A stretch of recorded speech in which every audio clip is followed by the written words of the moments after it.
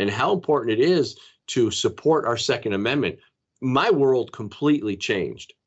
I hear you. And what is so important about this, Dan, is you came from one side to another. So when people say, he's just a conservative, what does he know? You see, you've lived it, you know it. And that's the thing we even talk about when we talk about people that think that communism is a Che Guevara t-shirt and free stuff. Go live in Venezuela for a week and you'll find out what it's about. So since you talked about the things that they do to try and push this agenda, let's give the people one example. And we're going to unpack a lot of stuff here, folks. But let's give them one example about how they work this gun grab thing. So the gun grab now is based on gun violence. Please tell people why gun violence has become the be-all and the end-all talking point to the gun grab.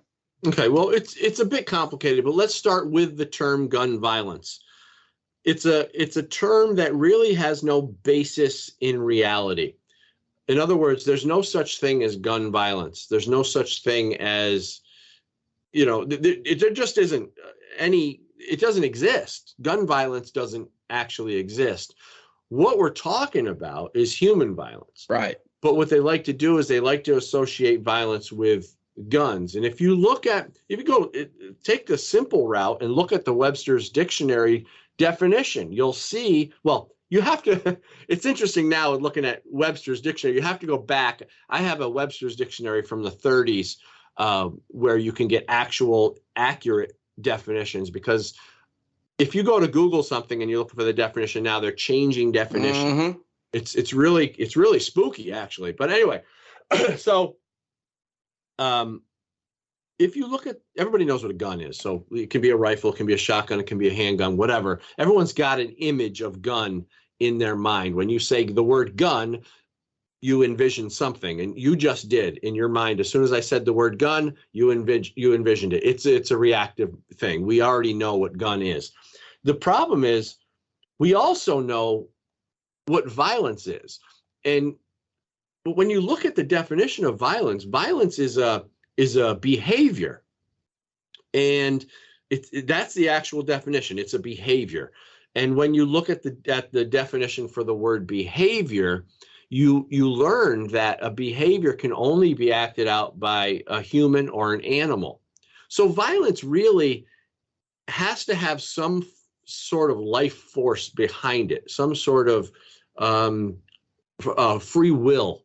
Or a sense of a causality behind it. So like a person can be violent, and a gun can't be violent. But the way they take the term gun and put it along with the word violence, you create this scenario in your mind of a gun actually committing the act of violence, or a gun behaving in a certain way. And the idea behind the term gun violence is to take the human element out of it, because with the right terminology and the right propaganda, words can make us envision things that don't actually exist. So you can actually, with the term gun violence, you can actually convince people that it's the gun that's being violent, or that's the gun that's behaving in a certain way.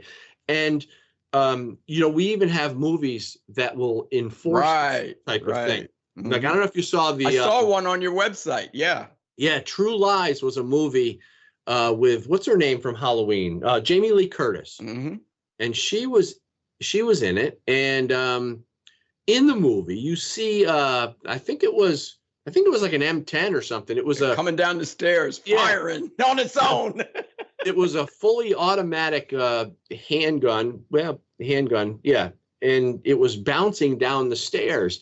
And every time it bounced down the stairs, it would spray rounds of bullets, and the bullets would kill bad guys. So this gun, in the way they filmed the movie, was bouncing down the stairs, kind of acting on its own, behaviorally, almost behaving in a certain way all by itself.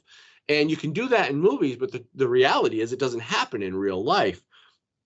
But when you take the term gun violence and you push it out there into the public forum, and you accompany it with things like this, with the movies, and you accompany it with scary photos and all sorts of other propaganda, you can actually get people to believe that guns can act or behave on their own in a violent manner, or that guns can cause people to behave in a certain way. So these are all psychological tricks and strategies that the anti-gun crowd uses to convince people to fear guns and hate gun owners, because, of course, gun owners support Second Amendment rights.